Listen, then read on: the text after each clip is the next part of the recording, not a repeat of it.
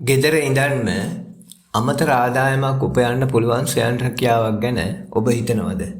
එහෙමනම් වම්බටු වගාව කියන්නේ ඔබට තියෙන හොඳම අවස්ථාවක්.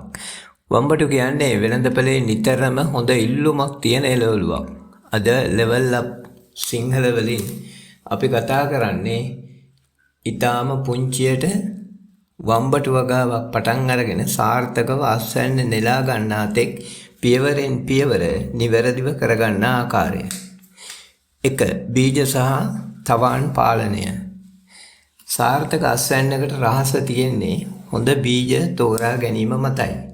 ලංකාවට ගැළපෙන තින්නවේලි, පද්මිනී හෝ ලංකා වම්බටු වැනි උසස් බීජ වර්ගයක් තෝරා ගන්න. බීජ තවාන් තැටියක හෝ කුඩා බඳුනක පැල කරගන්න. දින 21ත් 28ත් අතර කාලයකදී ඒ කියන්නේ පැලයේ කොළ 4-5ක් ආවට පස්සේ ප්‍රධාන භූමියේ හිටවන්න. 2. පස සකස් කිරීම. වම්බටු වගාව සඳහා හොඳින් ජලය බැස යන හිරුවෙලිය වැටෙන ස්ථානයක් තෝරා ගන්න. පස සකස් කිරීමේදී පළමුව බිම හොඳින් කොටා කැට පොඩි කරගන්න. පස්වලට ගොම පොහොර, කුකුල් පොහොර, ගුණාත්මක කොම්පෝස්ට් පොහොර වගේ දෙයක් යොදලා පස සාරවත් කරගන්න. ඔබ වගා කරන්න ගෙවත් නම් අඩි 2.2 පරතරයක් සහිතව වලවල් කපා ගන්න. ඉඩකඩ අඩුයි නම් ලොකු වගා බෑග්, ග්‍රෝ බෑග්ස් හෝ පෝච්චි වල උනත් වගා කරන්න පුළුවන්. පැල සිටුවීම. සකස් කරගත් බිමේ හෝ බඳුන්වල සවස් කාලයේදී පැල සිටුවන්න. පැල සිටුවා මුල් දින කීපයේ තද අවුවෙන් ආරක්ෂා කරගන්න සෙවණක් ලබා දෙන්න. ජල සම්පාදනය. පසෙහි තෙතමනය රැඳෙන ආකාරයට දිනකට වරක් උදේ හෝ හවස වතුර ලබා දෙන්න. මුල් කුණුවීම වළක්වා ගැනීමට අධික ලෙස ජල යෙදීමෙන් වළකින්න. පොහොර යෙදීම. පැල සිටුවා සති 2කින් කොම්පෝස්ට් හෝ නිර්දේශිත රසායනික පොහොරක් යොදන්න. මල් පිපෙන කාලයට සහ ගෙඩි හට ගන්නා කාලයට අමතර පෝෂණය ලබා දීම අත්‍යවශ්‍යයි. රෝග සහ පලිබෝධ පාලනය.